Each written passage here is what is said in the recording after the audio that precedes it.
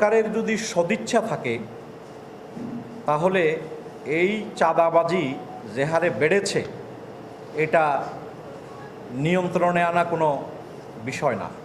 গণভোটের গণরায় বাস্তবায়ন, জনদুর্ভোগ নিরসন, দ্রব্যমূল্যের ঊর্ধ্বগতি নিয়ন্ত্রণ, আইনশৃঙ্খলা পরিস্থিতির উন্নয়ন এবং জনগণের ন্যায্য অধিকার প্রতিষ্ঠার দাবিতে শনিবার 13 জুন ঐতিহাসিক লালদিঘি ময়দানে 11 দলীয় ঐক্য চট্টগ্রাম বিভাগীয় সমাবেশ অনুষ্ঠিত হবে। সমাবেশ সফল করার লক্ষ্যে বৃহস্পতিবার 11 জুন চট্টগ্রাম নগর জামায়াতের কার্যালয়ে 11 দলীয় ঐক্যর সংবাদ সম্মেলন অনুষ্ঠিত হয়। এই সময় লিখিত বক্তব্য পাঠ করেন বাংলাদেশ জামাতে ইসলামের কেন্দ্রীয় অ্যাসিস্ট্যান্ট সেক্রেটারি জেনারেল ও চট্টগ্রাম অঞ্চলের পরিচালক মোহাম্মদ শাহজাহান। এই সময় তিনি বলেন, সরকারের যদি সদিচ্ছা থাকে তাহলে এই চাঁদাবাজি যে হারে বেড়েছে এটা নিয়ন্ত্রণে আনা কোনো বিষয় না।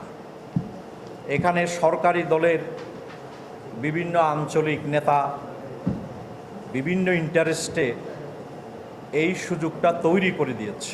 আমরা মনে করি অধিকাংশ চাঁদাবাজি যেগুলো হচ্ছে এগুলোর সাথে সরকারি দলের লোকেরা জড়িত এবং তাদের নেতারা এখানে শেল্টার দিচ্ছে। উক্ত সংবাদ সম্মেলনে 11 দলীয় ঐক্যের বিভিন্ন পর্যায়ের নেতৃবৃন্দ উপস্থিত ছিলেন।